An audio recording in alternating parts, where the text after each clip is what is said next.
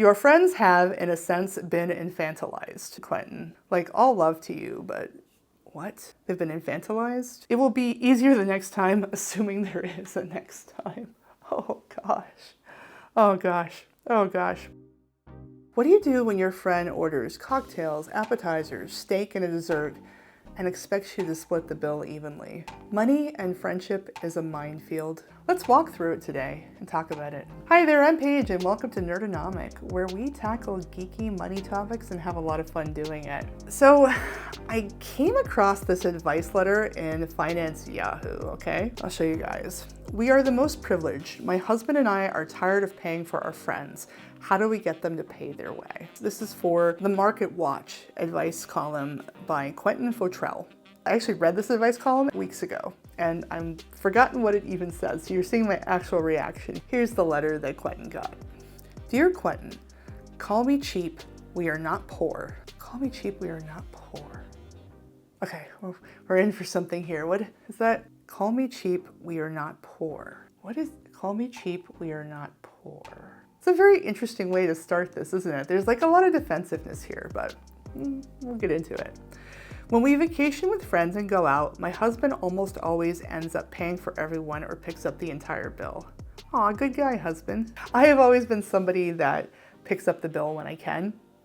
I have had times in my life where I couldn't afford to, and obviously I didn't when I couldn't afford to. I had times where it was very stressful to go out with people because of that. It was actually a calculation whether I wanted to go or not sometimes, and I would have friends say, hey, I know you're down on money, I can help, that kind of thing. But when we can, we love to. We recently did that with some friends of ours. Actually, we have some local friends here. We just moved cross country and they took us out to a cool restaurant because we didn't know where to go. We're not from here. They've been here for a while. And so my husband loved it and he picked up the bill, that kind of thing, because they had done us a favor by introducing us to a cool new restaurant. You know, that's what you do. Okay, if you can. All right. I can see that we are the most privileged. Okay. That's why the defensiveness here. That is the wealthiest among everyone. Okay. The most privileged among the wealthiest. How can this stop? I feel like paying for myself to show to everyone and essentially tell our friends, hey, can you pay for yourself? The wife. Let me read that again. I feel like paying for myself to show to everyone and essentially tell our friends, hey, can you pay for yourself? Oh, for only pay for yourself. So first off, I don't think this person isn't the best communicator. Well, in my opinion. So I don't know if I've talked about this before, but there's a couple different kinds of communication that people use. There's something called ask culture and guess culture. With ask culture, people are very direct and they say what they mean. They don't necessarily like hint at it, that sort of thing. Where in guess culture style communication, people will kind of put something out there and hope you guess their meaning. She tends to imply a lot. So like her grammar is really good and things are solid, but I'm having to kind of dig beneath the motives a lot, which is fine, but it does create a lot more work for other people. So I think my first tell, even before looking at the advice, is that I think she just needs to be more direct with people. She just either should just keep paying or like maybe talk to her husband about it. I'm wondering why she's writing into Quentin and not talking to her husband, A. Like, why does she say to her husband, hey, I don't think we should be paying for these people? And then kind of talk with her husband about it and they come up with a strategy or a way to kind of roll that out. So first off, it's very strange she's writing to an advice columnist and not talking to her husband. But also with her friends, there are ways to be more direct about it. To be like, you know, I'm really enjoying this. Maybe we could do something in the house I can cook. I love treating you, love taking care of you, but you know, it's hard to be paying for this every time. And then her friends will come in and be like, oh no, sorry, yeah. So, because I don't really remember what Quentin says. So here's what he says. Dear wife, you've set a precedent and now you have to break it. Solid, it's true. Like, the nice thing is that people are allowed to change their mind, so it doesn't need to be as dramatic as all that, but yeah, it's true. Oh, lordy. Okay, I see why I saved this now. Your friends have, in a sense, been infantilized. They expect you to pick up the check in the same way that parents pay for their children. This is an escalation, Quentin. Like, all love to you, but what? They've been infantilized? Sometimes you just like to be generous. You like to do that. It gives you a good feeling too. That's the thing that he's not talking about. So they've done some stuff. Daniel Batson has really good research on it. He did the altruism studies. I can link that too. But essentially what they have found in a lot of the altruism research is that when you do good things for other people, you feel good. Like it makes you feel good for helping people. So it's not really truly selfless. It is on one sense because you're doing something and you're not getting like transactional benefit, but you get such an emotional benefit that it is a win-win. It's not something where you're just paying for people. Although the wife isn't happy to be helping her friends. I wonder if they don't seem grateful enough. She doesn't provide any details. That's the other thing, is that either she hasn't provided the details or Quentin has edited it down. So I've done a lot of freelance writing. I've worked a lot online with advice letters and things, and I would sometimes edit down advice letters for clarity, for brevity, or to keep the people anonymous. Sometimes they would ask me, hey, can you make it so it's anonymous? I would rewrite the whole letter, essentially. I would take all the facts, but I would make it on my voice. I would change genders, I would change situations so people wouldn't get recognized, okay? So it's possible that some of that is happening here. I don't know Quentin's situation, but it's very strange, the infantilizing. So there might be, to give him the benefit of the doubt, there might be stuff we're not hearing. Okay. They accept and benefit from seeing you as existing in another realm, one where you tacitly acknowledge your higher economic station in life, and one where they graciously acquiesce to your largesse. Quentin, he's jumping the gun here. Like, this is a lot of fantasy. I mean, it could be true, right? But he doesn't know this. And what do they get in return? Free grub. Despite the fact that they're probably only saving, say, $80 per person per meal. Whoa! Okay, these people are so much more privileged than I am. The last time we picked up a check, we went to a nice ramen shop, and like, we had kind of like a couple appetizers for the table for 4 adults and a little kid, and half the table drank water, and we had ramen bowls, and a couple of us had drinks like a bubble tea or something like that. It was maybe $30 a person, $80 a person. Wow, okay. Despite the fact they're probably only saving, say, $80 per person per meal, they're paying a far higher price. Oh, okay. Wow. This is, the arrogance in here is just getting me. They are relegating themselves to a dinner party game of the Prince and the Paupers. These people must be older than me too. It's sort of a dated reference. The momentary awkwardness of watching you pick up the tab is compensated by the freebie. After all, who doesn't love a freebie? I mean, Quentin, that's solid. Who doesn't love a freebie? I agree. Unless there's strings attached. That's how the Faustian bargain is born. The devil. Well, isn't that special? But yeah, who doesn't love a freebie? Witness the stampede in the office when word gets out there's free ice cream in the foyer or leftover soda and sandwiches from that management conference. I mean, sometimes if you're paying your employees enough, that doesn't happen. So I'm wondering if Quentin has worked places where people haven't been paying their employees fairly. Oh, that makes sense. Journalism, being a writer is tough work. He's either owed money and doing this as a side thing, or, I mean, I don't know. Quentin's probably lovely. I should stop gossiping about him. Love you, Quentin. I mean, I don't know. I don't know you. People are positively giddy with the prospect of getting something for nothing, even if it means losing a few moments of dignity while that bill is being paid. This is really presumptuous. All right, you know, this is me reacting, okay? But I have to get through this. Your task, therefore, is easy. You just need to rip off the Band-Aid, or, in this case, the credit card receipt from the card machine. You're doing your friends a favor. I can't get down with this tone. You're restoring balance to these dinners by splitting the bill equally. I mean, that's fair.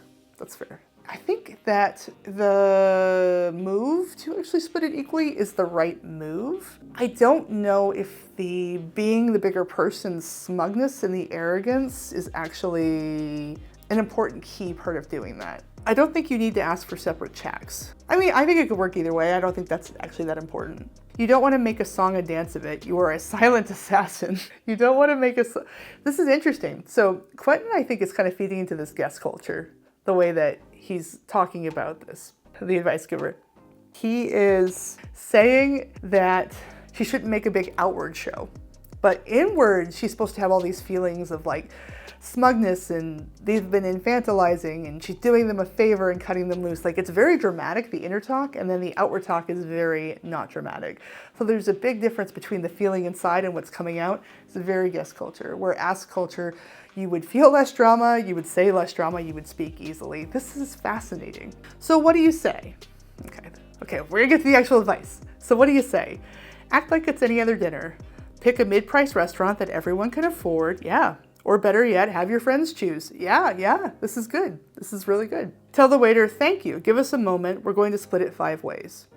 Oh, okay, so you do it with the waiter, triangulate with the waiter, Announce it to the waiter indirectly. See, I would say to my friends, it'd be like, hey, I want to get something that everybody can like afford. Can we go split it up? I would let them know before we even go, instead of getting there and just ambushing them with the waiter.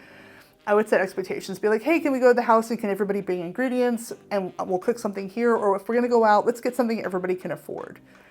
And you can even make a joke about your situation and be like, yeah, I got other stuff I want to buy, or, you know, there are ways to do it. Just be charming. Like, nobody in this scenario sounds charming. There's a reason for that. The letter writer or the advice giver. Neither of them sound very charming here. And if there are 5 people at the table, you can just say, shall we just divide it? We all had pretty much the same. Yeah, I think that's not a bad thing in the restaurant, but maybe set expectations before the restaurant. Don't get them there and ambush them. Again, this is very kind of passive aggressive, the way this is going. If only some people drank alcohol, it's polite to take that off the bill and put it on a separate check so non-drinkers don't have to pay for other people's wine. Yeah, that makes sense to me. Yeah, you can kind of talk about that.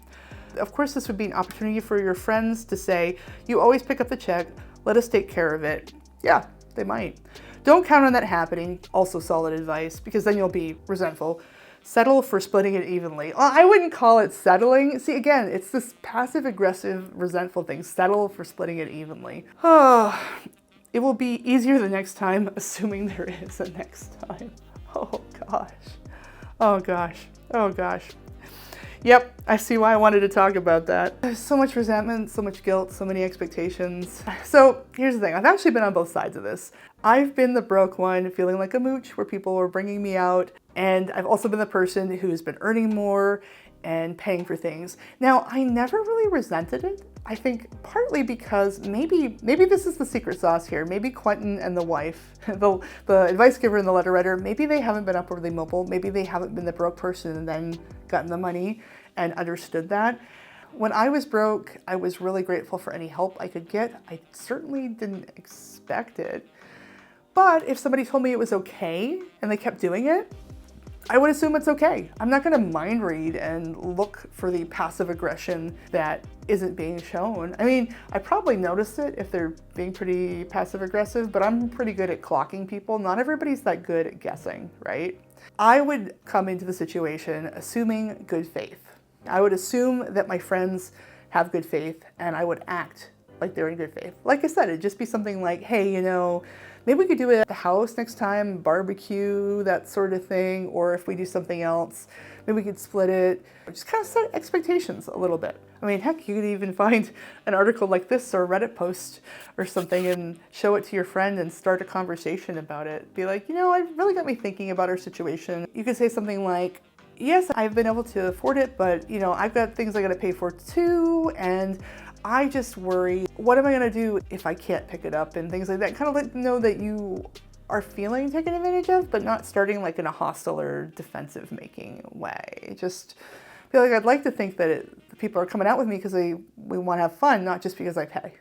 Like, cut to the quick, you know, like go for it. Like, it just beats this seething and resentment. I don't know how people function, honestly. Because frankly, this can happen. You can end up in unequal financial friendships very easily. And these unspoken expectations and these power dynamics and lifestyle mismatch, it can cause all kinds of trouble, and there's lots of practical ways to get around it. So I'll give you guys some phrases if you're in a situation like this, you know, to help out. Here's some easy things that they could say. I can't afford this place, can we pick something cheaper? Something you can say when you're going out to eat. You said, well, can we pick something cheaper? I can't afford this. And then your friend could say, well, my treat. And you can say, thanks. But, you know, if you're going somewhere, just kind of voice that.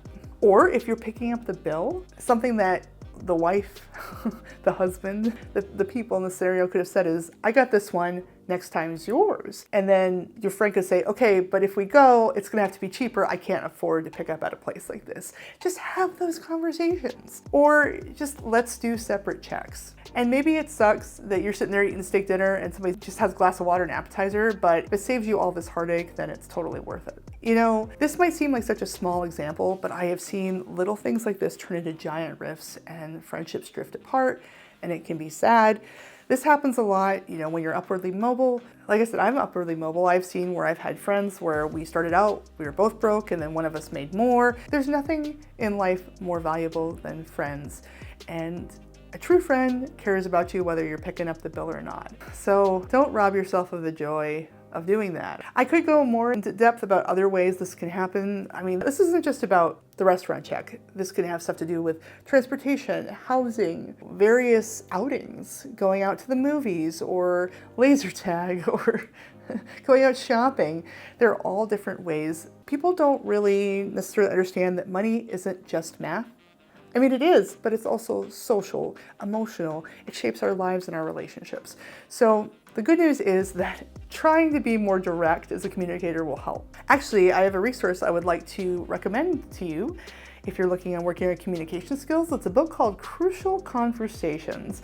It's a trusty staple. I will actually link it in the description in the pinned comment so you can look at it. It is a great book for having difficult conversations.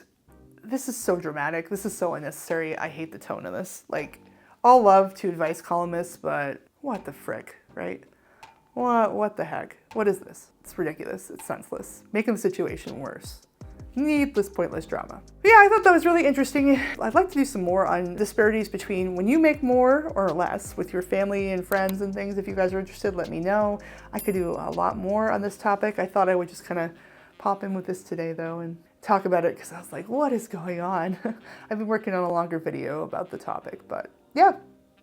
Anyway, it's been great talking to you as always. Thanks for watching, and I'll see you in the next video.